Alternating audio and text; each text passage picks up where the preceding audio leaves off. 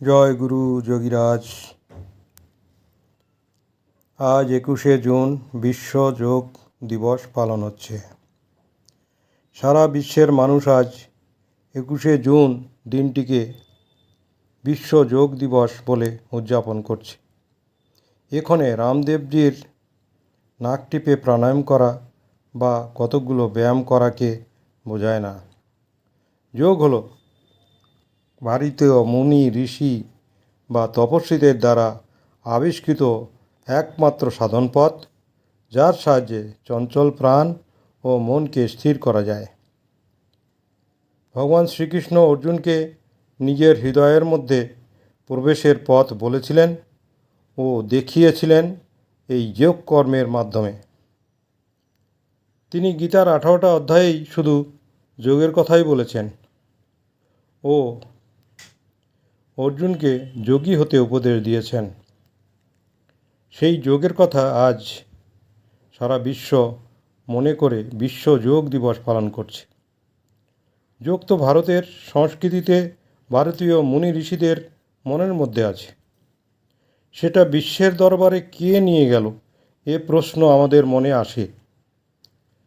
আমি যতটা জানি, স্বামী বিবেকানন্দ শিকাগো শহরে বিশ্ব ধর্ম সম্মেলনে গিয়ে সকল ধর্মগ্রন্থের নিচে রক্ষিত গীতাকে সকল ধর্মের উপরে তুলে এনে যোগের শ্রেষ্ঠত্ব ব্যাখ্যা করে সকলকে বুঝিয়ে দিয়েছিলেন।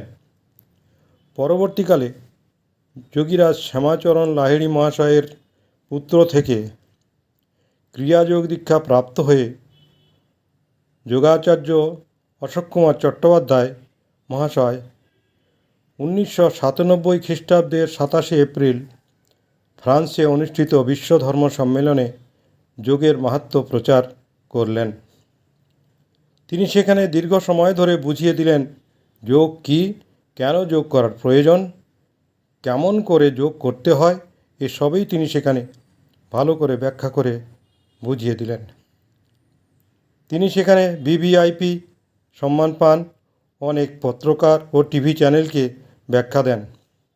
এই বোঝানোর সময় তিনি বললেন, মানুষের মনে যতদিন এক পৃথিবী, এক মানুষ, এক প্রাণ ও এক ধর্মবোধ না হয়, ততদিন পৃথিবীতে শান্তি আসা অসম্ভব।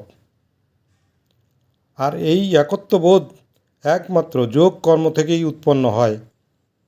তাই আজকের ভারতের মানুষের খুব গর্ব ও আনন্দের বিষয় যে আজ বিশ্বের মানুষ এই দুজন মহামানবের প্রচেষ্টাকে সম্মান জানিয়ে 21শে জুনকে বিশ্ব যোগ দিবস বলে পালন করছে। জয় গুরু যোগীরাজ।